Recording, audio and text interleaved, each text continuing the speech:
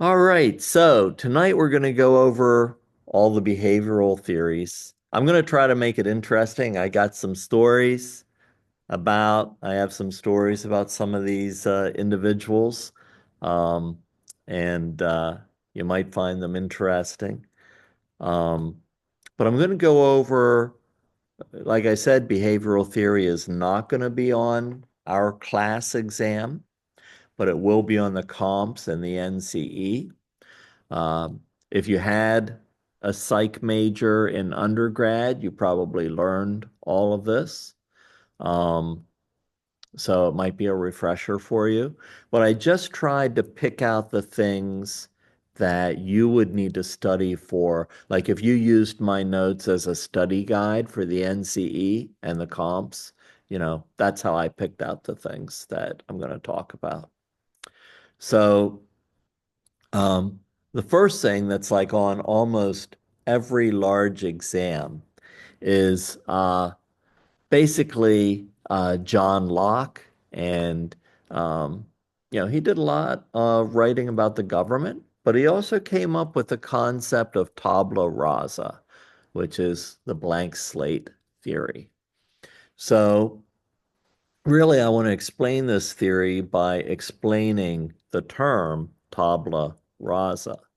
So tabla means tablet, and rasa means technically to raise or to wipe out or to erase.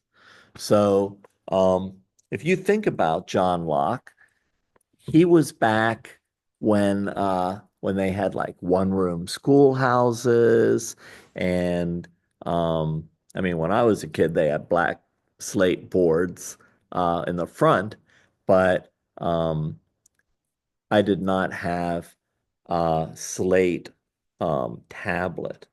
And by that, maybe you've seen like antique, uh, and it would be a black piece of slate, and it would have a little wooden frame around it, like a picture, and you would have a piece of chalk, and you'd be able to write on the tablet, and you know, but you just have to erase it every single time you wanted to write something else on it.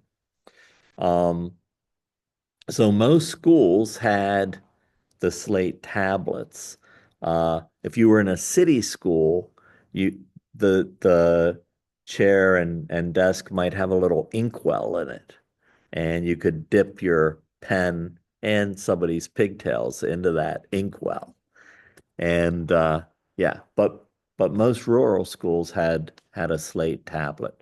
So if you think about it, Tabla, he's thinking of a slate tablet.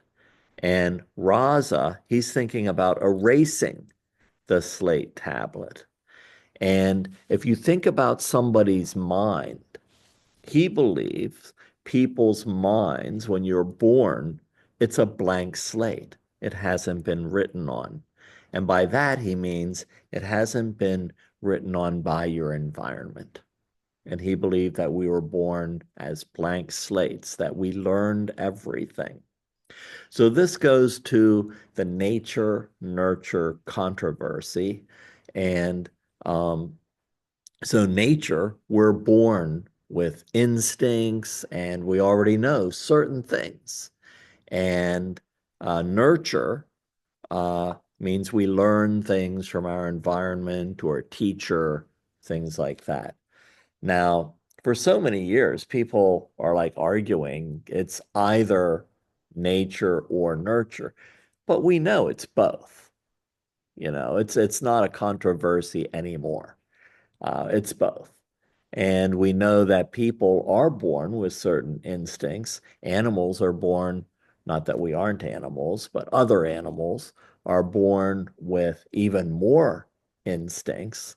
And so you might see in one of the old textbooks a picture of a glass floor, um, and you could look through the floor and it like goes down a story.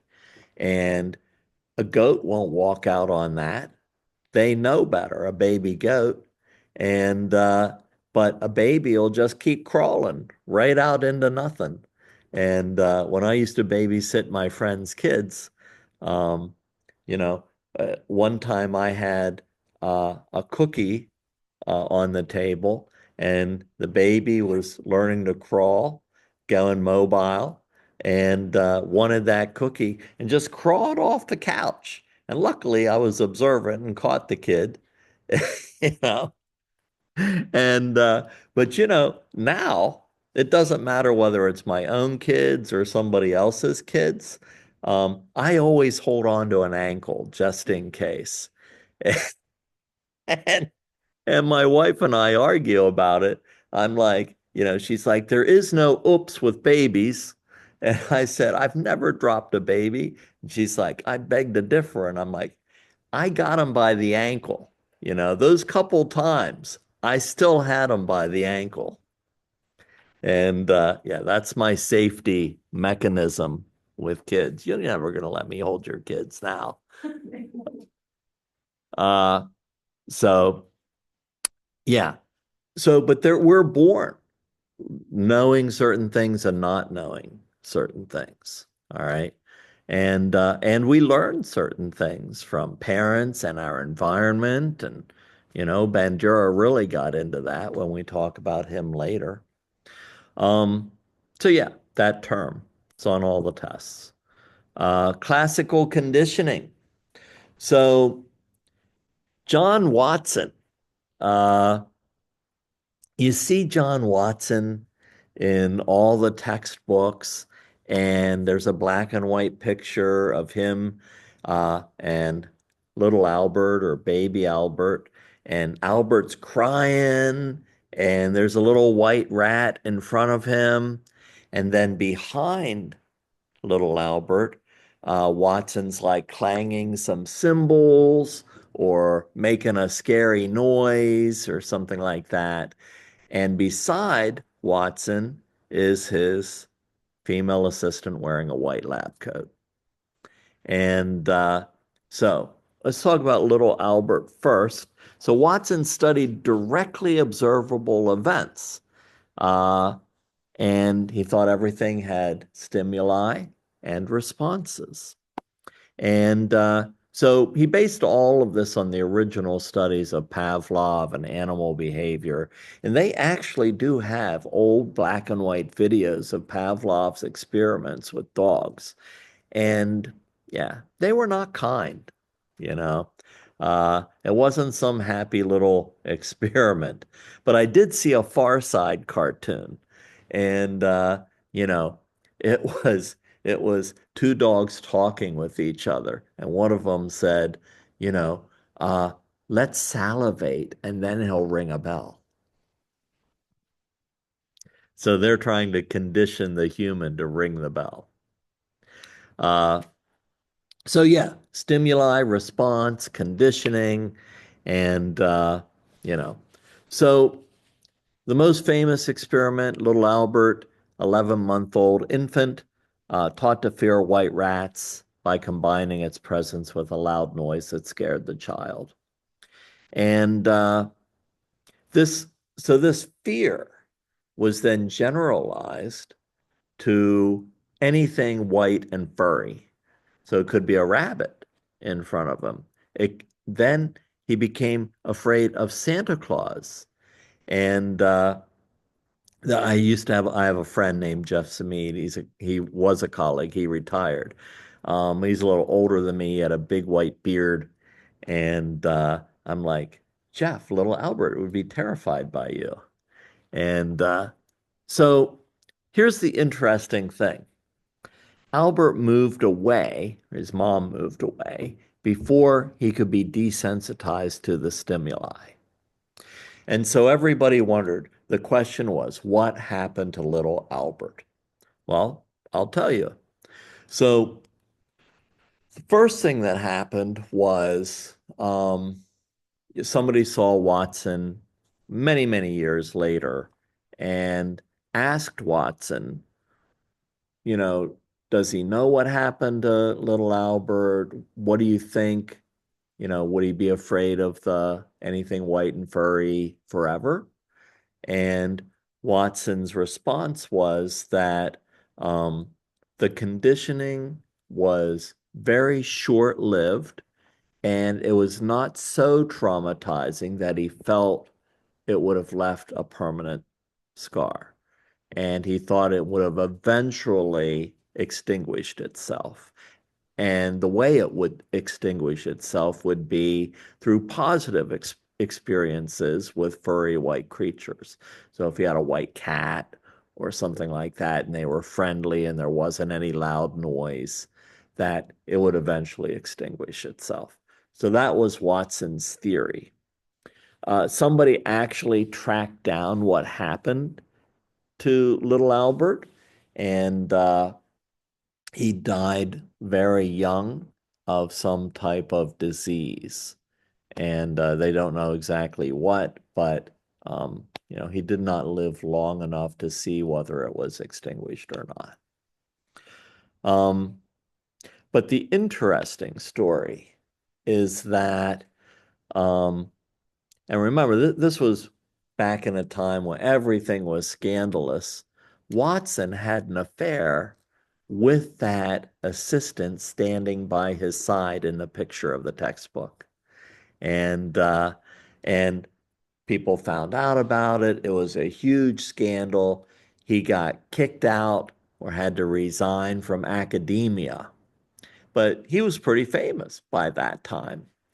And so what profession do you think he went into? Classical conditioning. What profession? Advertising. Yeah. So Watson went into advertising. He applied classical conditioning to all of the advertising. And of course, it worked perfectly. We still see classical conditioning or operant conditioning later in our advertising. So when we think about advertising, uh, there was a huge study in Germany back in the 70s. And so if you think about cars from the 70s, you know, they wanted to find out uh, did did classical conditioning work in advertising and or was it accurate? And so what they did was, you know, they looked at advertising for all these European vehicles. And so what, and think this is in the 70s, what car in the 70s was sold because it was safe? Today it might be Subaru, but in the 70s, the safest car on the road, that's what they said. Volvo. Yeah, Volvo was the safe car.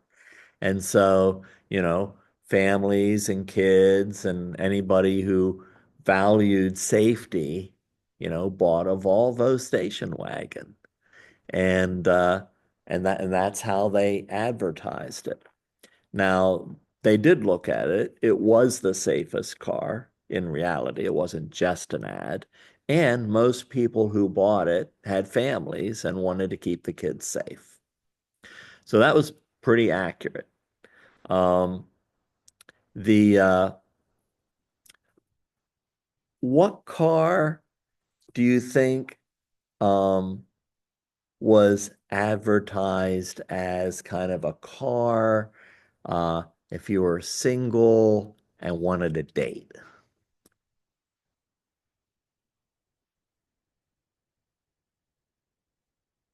So if you had a date, you probably wouldn't need this car. Porsche. Yeah, yeah. And of course, if you look at the ads, it was not a man standing by the car. Yeah. Um, and then if you were into like business and wanted to show that you'd made it, but you were still kind of working up the corporate ladder, Beamers. Yeah. And what car if you'd made it up the corporate ladder? Mercedes. Yeah, yeah.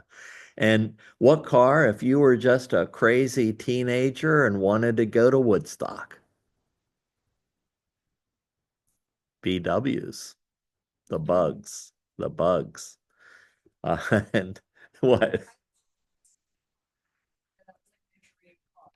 You can get one. I had two. See, I guess I never grew up.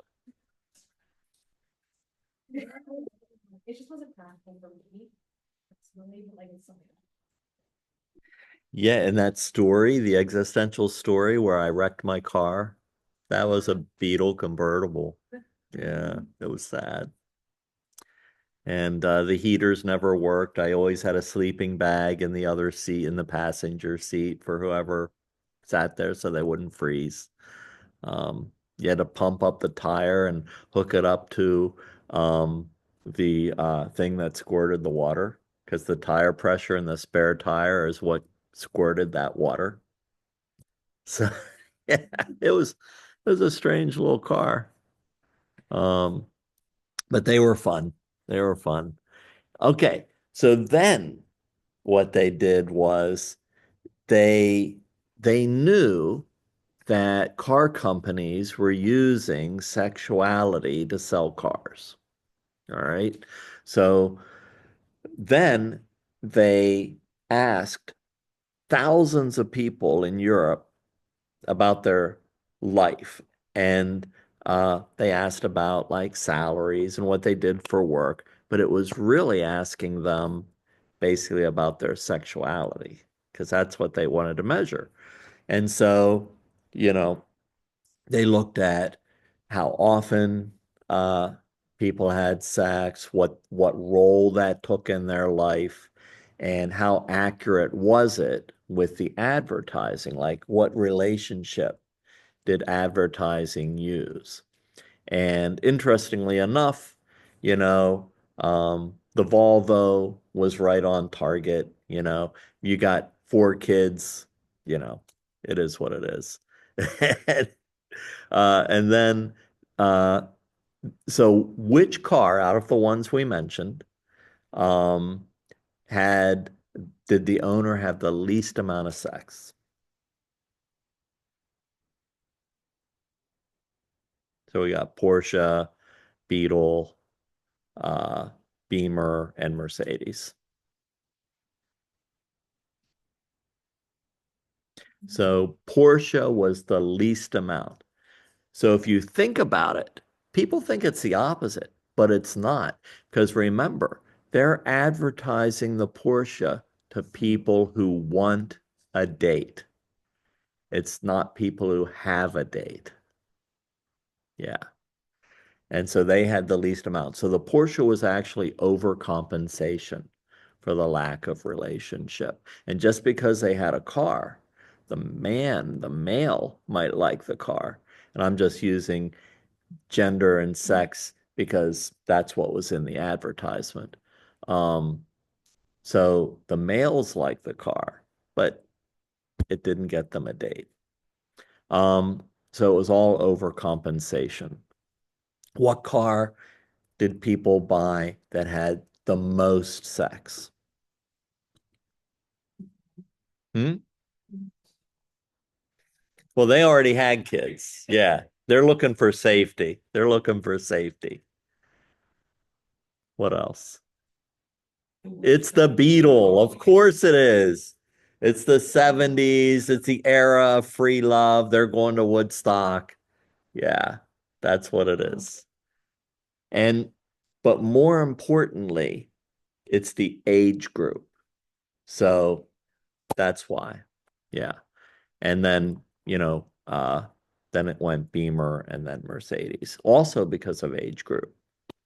Um, So, but the interesting thing is now when I look at, after reading all these studies and everything, now anytime I look at advertisement, I feel more manipulated, you know, because I do succumb to classical conditioning where food's concerned. So, so they try to tap in to humans' basic needs. We have a need for safety. That was Volvo. We have a need for love and companionship. That was the other cars. We have basic needs for food. And if you just look at all of the commercials and what they do, for food, and yeah, I'm highly suggestible when it comes to food. Uh, but you can think about any commercial and you can try to figure out how are they trying to manipulate me to buy this product. Yeah. Um, and so eventually Watson came back to academia after many, many years, when the scandal was forgotten. But hopefully, hey, hopefully that's something new you didn't learn in undergrad. All right. Anybody want to add anything to Watson? This is just a brief overview of the concepts that I think are going to be on the test. All right, let's talk about operant conditioning. B.F. Skinner. Everybody calls him B.F. Skinner. Nobody knows what his actual name is. It is Burrhouse Frederick Skinner. That's probably not going to be on a test, but now you know. Um, so he believed that behavior could be increased with reinforcement and decreased with negative reinforcement. And this was applied widely to child psychology. And, you know, uh, I think that, Skinner later wrote a book called Walden 2. Who wrote Walden 1?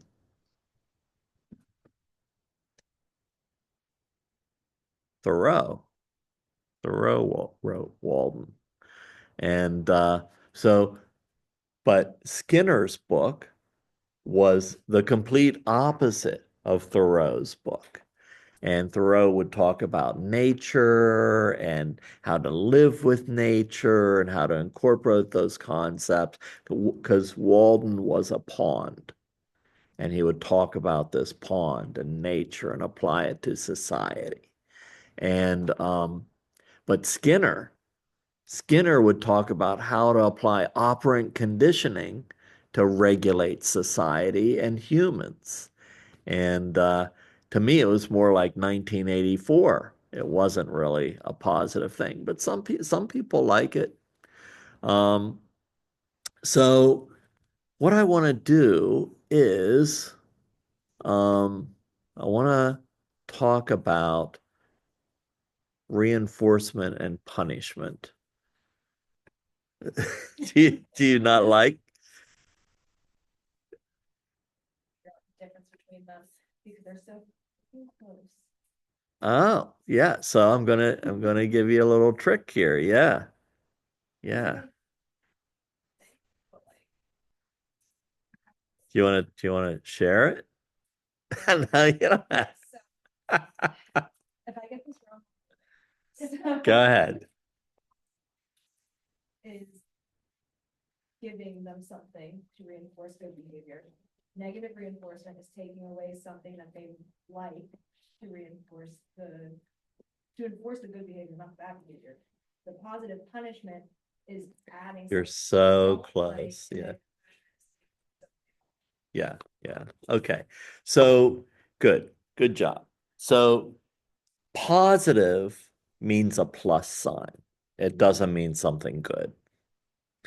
And negative is a minus sign. It doesn't mean something bad. And that's where students get the questions on the exam wrong. And so reinforcement is good, punishment is bad. But the plus and minus are just giving and taking away. So, but when we're so used to the word positive and we think it's something good. But in this case, it's just giving. Yeah, Does that mean that positive punishment means adding punishment to, correct. not like a good punishment? That's right. Yeah. And but that's what people get wrong on a test. Yeah. Yeah. Okay. So let me give you examples for these. So they have a little four square windowsill, you know, and the first square is positive reinforcement. And so remember, reinforcement's good. So we're going to give plus sign something good. And so if a teacher in the morning, all the students are listening to the lectures and doing their work in class and behaving, and the teacher's like, wow, you all did such a good job this morning. I'm going to give you an extra 5 minutes of recess. So, plus giving something they like, reinforcement, recess. Okay. So, negative reinforcement. Remember, reinforcement's good and negative is taking something away. So they're going to take away something they don't like. That's a good thing. So the second half, the students are all happy.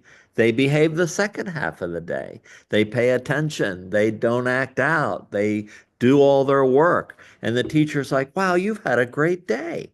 I'm so happy. You have no homework. So we take away the homework because they don't like homework. So it's taking away something they don't like. And that becomes a good thing. Okay, so let's talk about punishment. So the first type of punishment is positive punishment. Well, there's no such thing as good punishment. So positive punishment is giving something bad. So, um, the teacher's like, oh, you've been acting up all day and we didn't get our work done. I'm going to give you extra homework. Okay, so that's giving them something they don't like. All right. And negative, removing something, the next day they come in, oh, they were all upset because they had extra homework. They're still acting up because they're angry with the teacher. I don't believe in homework, but that's okay. Um, so the teacher's upset, they're still acting up, no recess, taking away something they like. So that's negative punishment. All right. So that's the idea. Um, all right. So questions about what positive or negative punishment or reinforcement is? So let's talk about, I don't use any type of reinforcement or punishment. And let me tell you why. So positive reinforcement usually takes the form of like a reward system. And so let's say students behave and they in the classroom they have a token society and they get, you know, a little plastic coin. If you collect enough of them, you can cash them in for a prize. And so all the students want the prize. And so they're behaving. But then they go to another class, there's no prize. Well, what do you mean? I'm not going to behave if there's no prize. So they didn't learn anything. They have no internal locus of control. So, it's like, I think that, um, or they had no internal motivation. Let's use the right terminology. So they had no internal motivation to behave.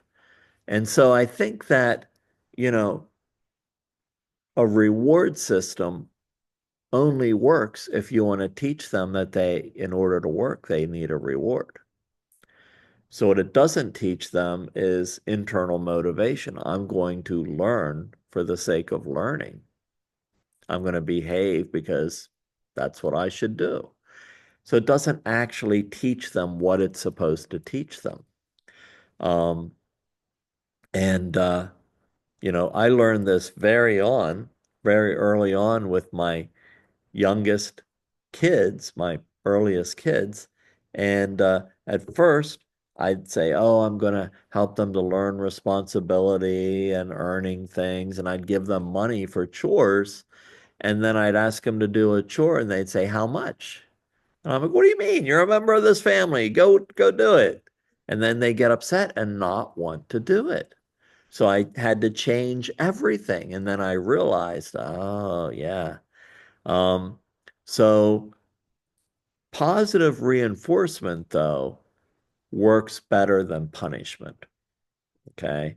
So at least, um, so punishment only works when the punisher is present. Once the punisher is gone, the threat is gone. So, and they hate it even more because, punishment is not good. So people only learn to avoid the punisher, uh, and they resent everything the punisher wanted them to do. Reinforcement's a little better. So if you're going to use anything, use positive reinforcement. But I don't use any of these. Um, all right. So let's see. Um, any questions about reinforcement, punishment? Yeah. Say behavior is increased with reinforcement and decreased with negative reinforcement. Does that mean like, can it be increased or decreased with any reinforcement? So I thought about that. I mean, I got that from the book, but technically I think you're right. It's just that I think what he's saying is that reinforcement works well when you want to increase a behavior, a good behavior. Okay. That doesn't mean that it can't decrease a bad behavior, Okay. So if you think about it this way, kids are misbehaving. He wants them to behave. So yes, it does decrease the misbehavior, but what he really wants is good behavior to increase. Yeah. So yeah, but technically you're right. It does both. So increase. It can. It can. But it's almost always used to decrease a negative behavior. Yeah. Um, all right. So let's talk about Albert Bandura. And I got to meet Bandura. Um, I was really young. Uh, and there weren't a lot of theorists still living when I got into this field. Um, but I wanted to try to see the ones that were living. And so I was presenting at American Psychological Association, and he was presenting there. And so I went to his lecture, and whoever wanted to meet him could meet him. He was friendly, uh, but he was really boring. Um, but anyway, the so there's some things I really love about his theory and what he did with it. But there's other things that I think he took credit for that are just common sense. And everybody knew it. He's the only one who wrote about it because everybody else thought it was a waste of time because everybody already knows it.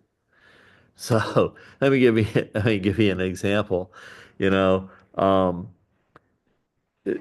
children learn through observing. Who doesn't know that?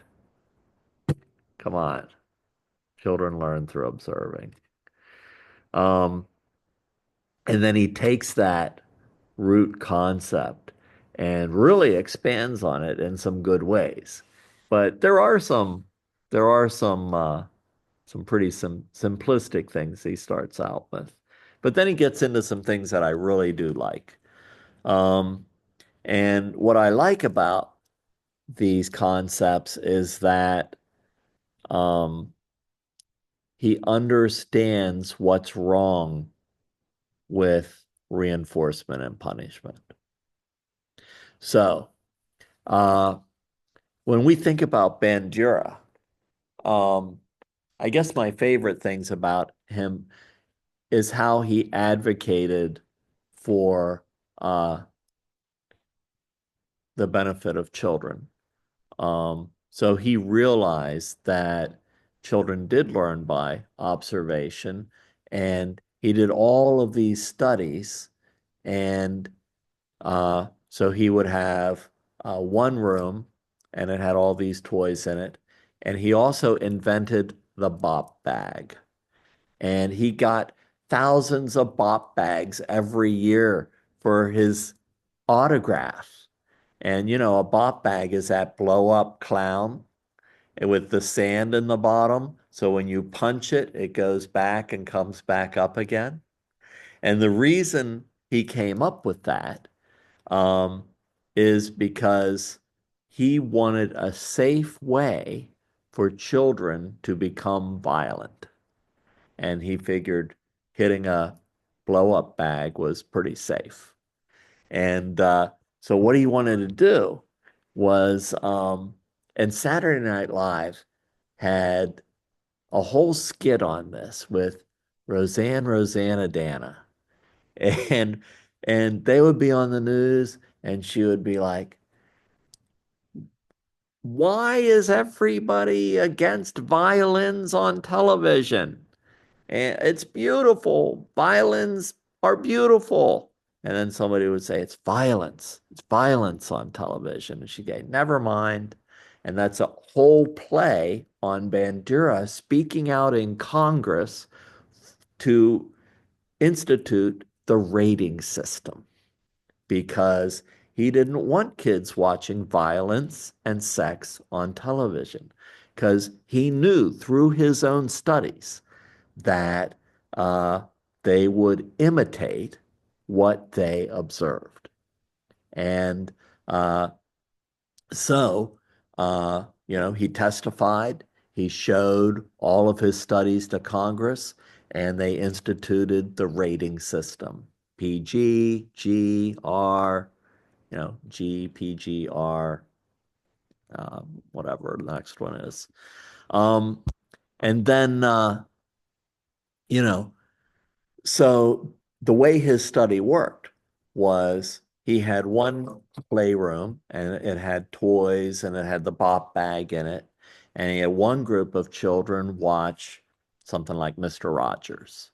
And they loved it and they were calm and they played with each other and played calmly, friendly with the toys. Then he would show them something with violence and they would act out the violence on the bop bag and they'd be punching this bop bag. And the only difference was what was on television. Yeah. Um, so that worked for a long time because the federal government controlled the airwaves. And, so when I was a kid, we had a black and white television and it had two knobs on it.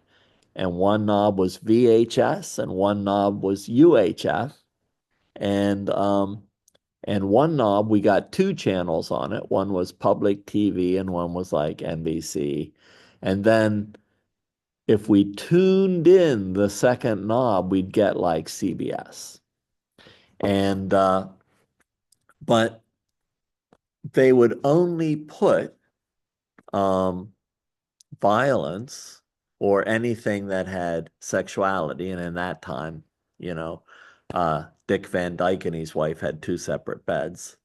So it wasn't what we think of today as sexuality in television.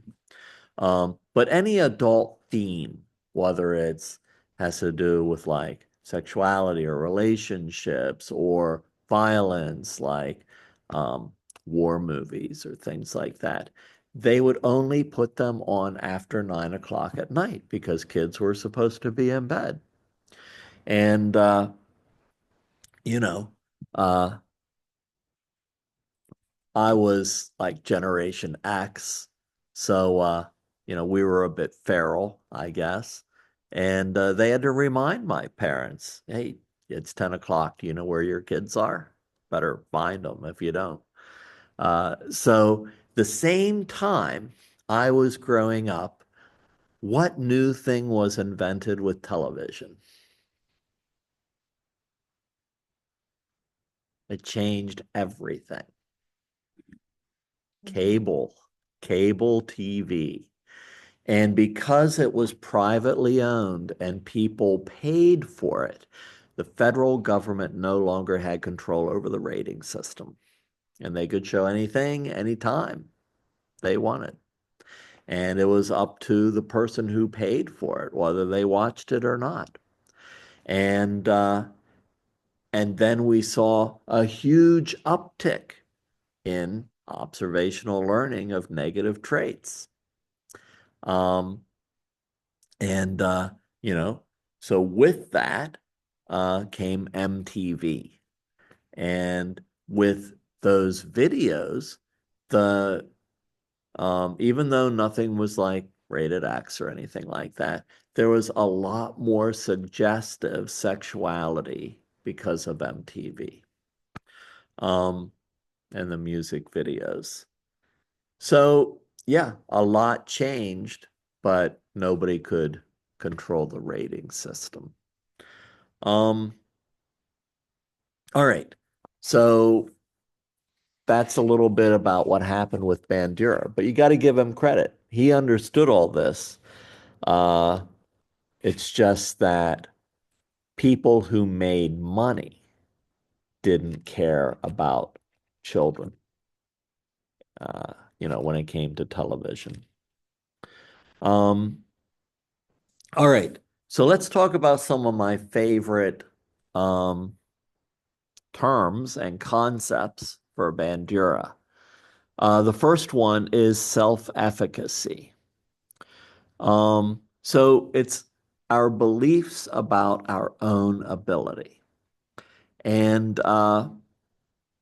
that results in either motivation or the lack of motivation.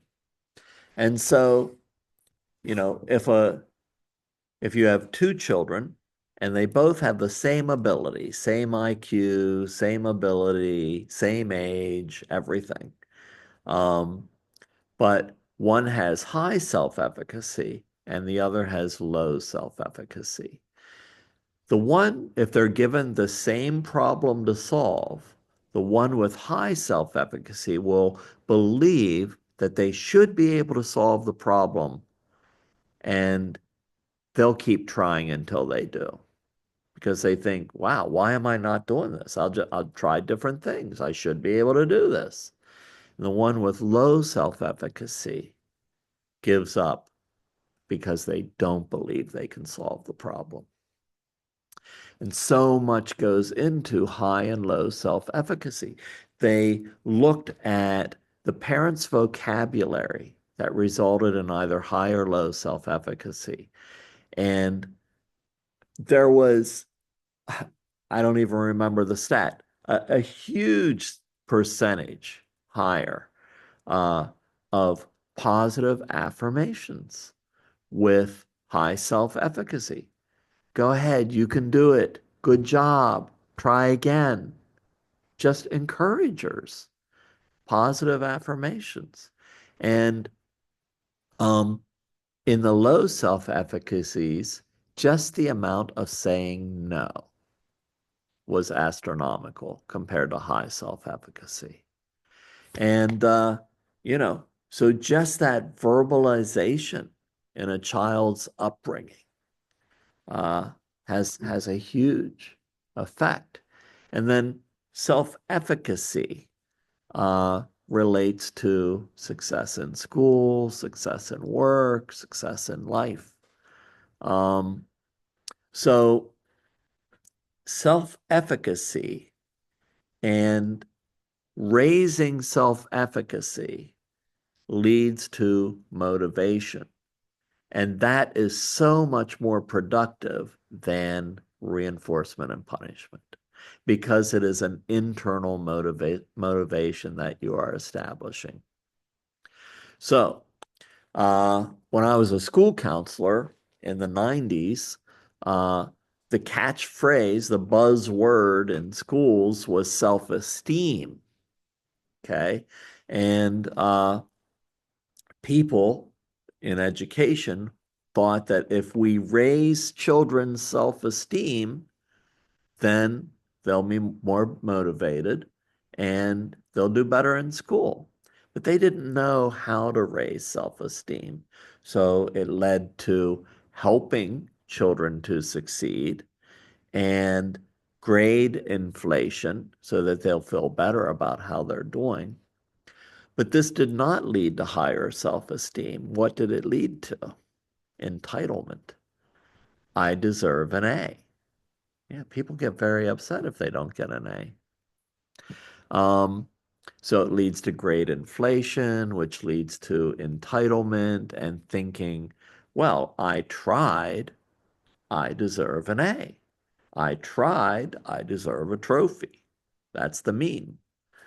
And, you know, so, but it did not affect internal motivation at all. In fact, it had the opposite effect. And so, how do you raise self-efficacy? That's the question. And you raise it um, by scaffolding. And what scaffolding is that you do an assessment and you understand a child's ability. And you teach them what you want them to learn, and you give them a problem to solve that is difficult for them to solve based on their ability, but it's not impossible. They have to work at it in order to get success. But they learn if they do work at it, they're rewarded with solving the problem. And that is the reward. They tried and they were able to accomplish it. And you might give them praise, but that's it. That creates internal motivation. Why don't we do it? Well, because classrooms have like 30 kids in it, and they all have different abilities, and they're teaching to a larger exam. And so they teach to the middle. And that leaves a lot of children out.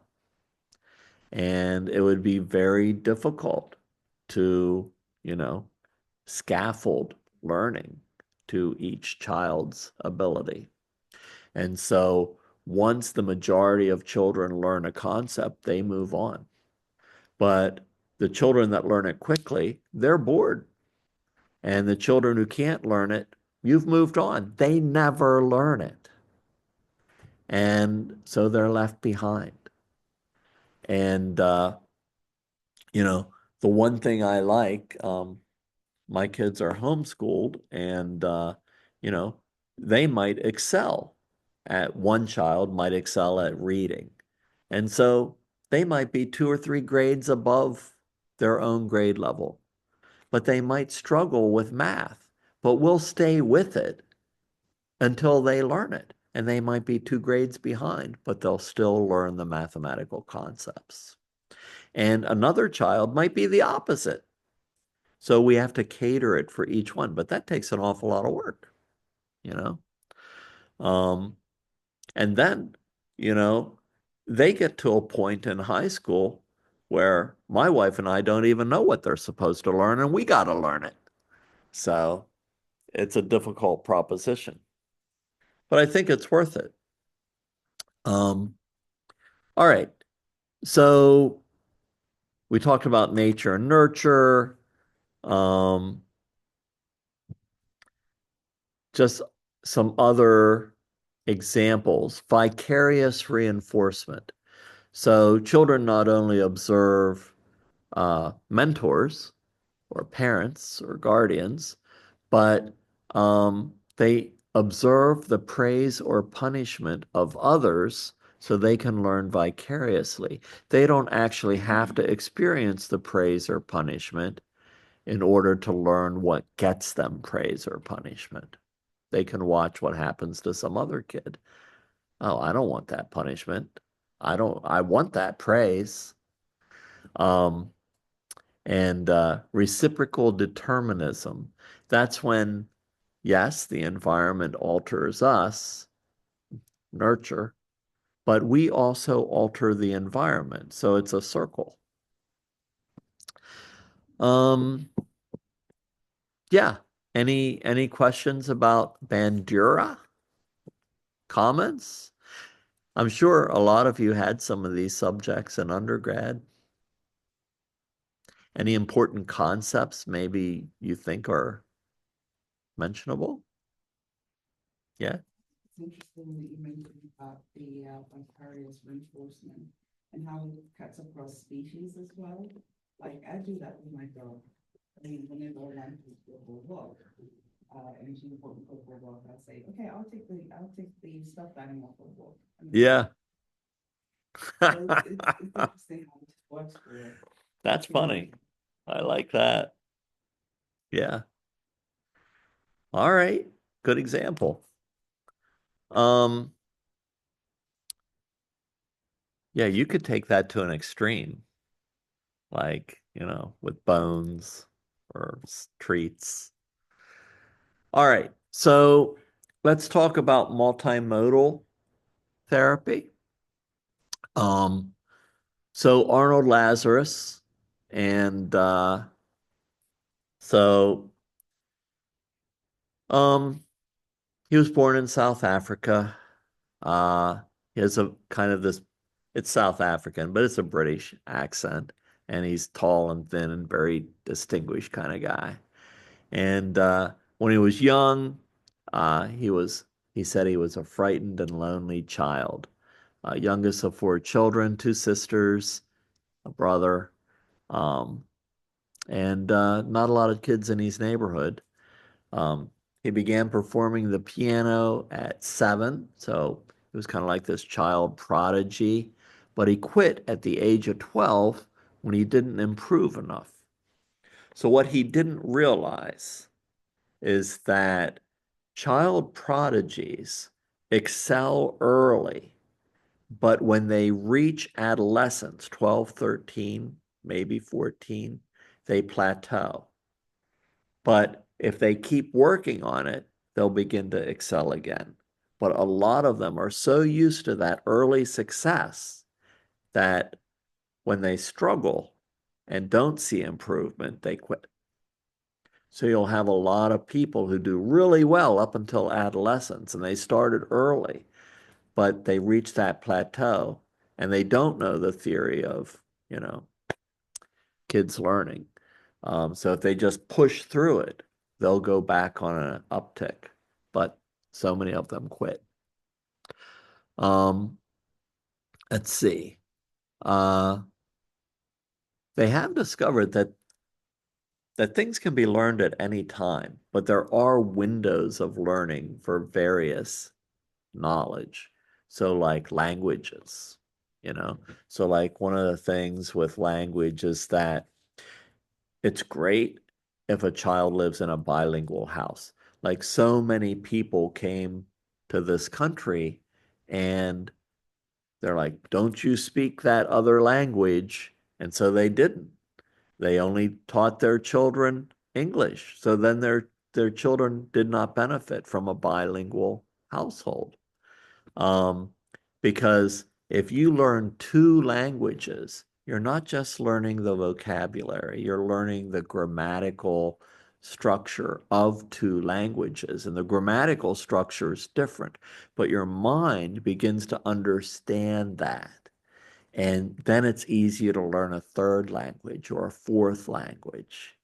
And, so the problem is if people are in a bilingual household and they speak both languages, I know a lot of my friends, they would um, speak English, and then there was a better word for something in their own language, and they would mix English and their own language.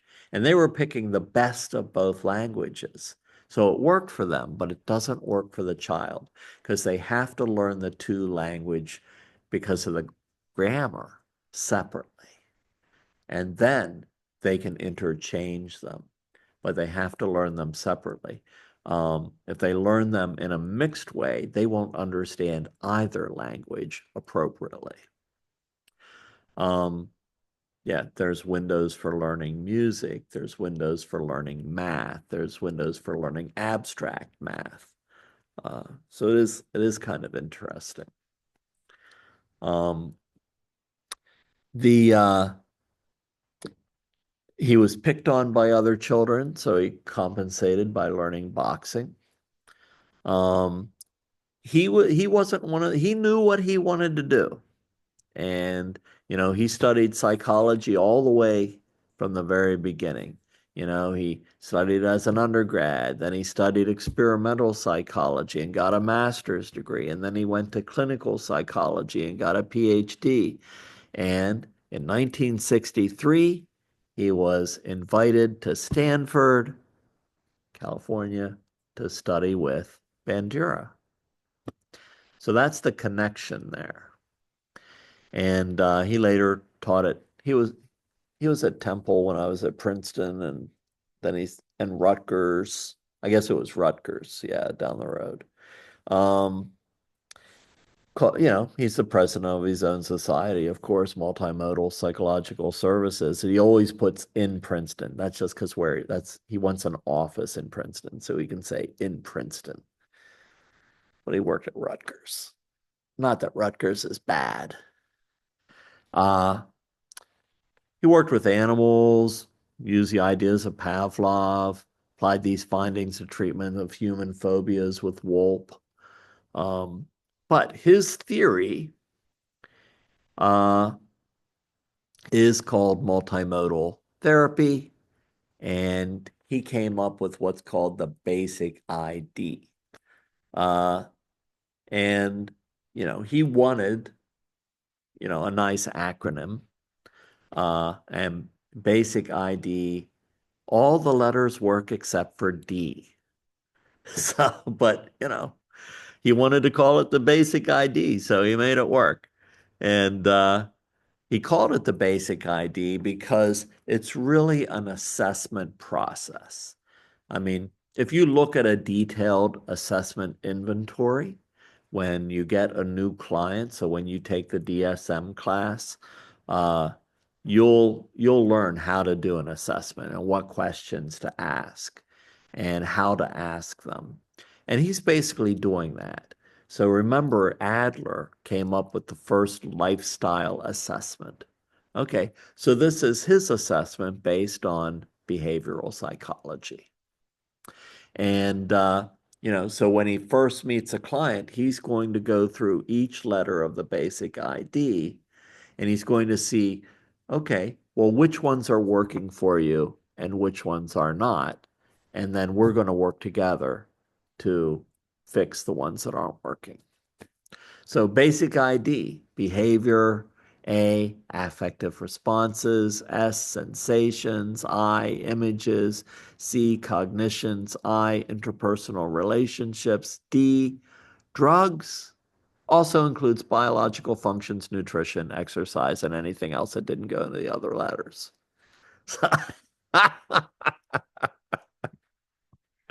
So there you go. D. All right. And you know, he believes that good therapy starts with a good assessment. And then he can come up with a treatment program for anything that is lacking or not working properly. And you know, that's basically what you need to know about those. I wanted to add a couple more just because I think they are important. And uh, so Wolpe, Wolpe, I think they should have a whole chapter on Wolpe in this section uh, because he came up with systematic desensitization. And uh, and this might be on the comps. So there's three types of desensitization, and it can be used with phobias, but it can be used with other things too. So desensitization, gradual and imagined. So those are the two words. Desensitization is gradual over a prolonged period of time, and imagined. It's not real. So I'm afraid of spiders. I'm going to go into therapy and first I'm going to imagine a spider in a cage at the other end of the office. Then later, I'm going to imagine a spider in a cage gradually moving closer to me. And then I'm going to imagine the spider gradually coming out of the cage. It's a very gradual process. It's using your imagination. Second type, in vivo desensitization. In vivo means live. So vive la France, long live France. In vivo means live. And it is the gradual exposure to actual real life situations. Oh, well, there's a real spider in a cage all the way across the office. And we're moving it closer very gradually. And my favorite is flooding. Flooding is either in vivo or imagined exposure. I like in vivo flooding. Uh, to an anxiety evoking stimuli. Hold out your hand. Here's a spider. Why do I like that? I'm not a sadist. I don't take pleasure in other people's anxiety. Here's the thing. Here's the reason. People who have phobias usually begin to generalize phobias and include more phobias. And it gets worse. And if they're exposed to a phobia, it leads to a panic attack. And then people are afraid of having another panic attack. It's a vicious cycle. Because when a person has a panic attack, it feels like they're going to die. So, you know, in vivo flooding, here's a spider. Go ahead, have a panic attack. You're not going to die. How was that for you? You okay? Yeah, let's not be afraid of a panic attack. Oh, look, spider didn't hurt you either. So, unfortunately, my insurance won't allow me to do in vivo flooding unless they have a complete physical by a medical doctor. They sign all these waivers so they don't have a freaking heart attack, you know. So it's just not worth the risk. So I don't do flooding. And then Wolpe came up with stress inoculation and paired it with desensitization. Stress inoculation is not in your notes, but I'll just tell you what it is.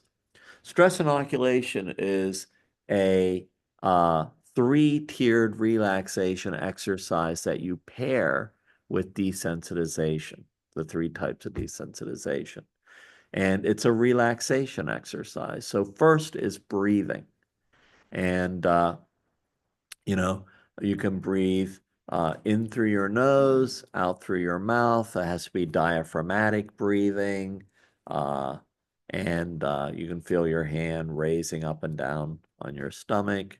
And, you know, now they have a new type of breathing. You breathe in deeply, and at the end, you take two short breaths. So you go, you hold it a second, and then you exhale. And so they don't know why the two short breaths at the end work.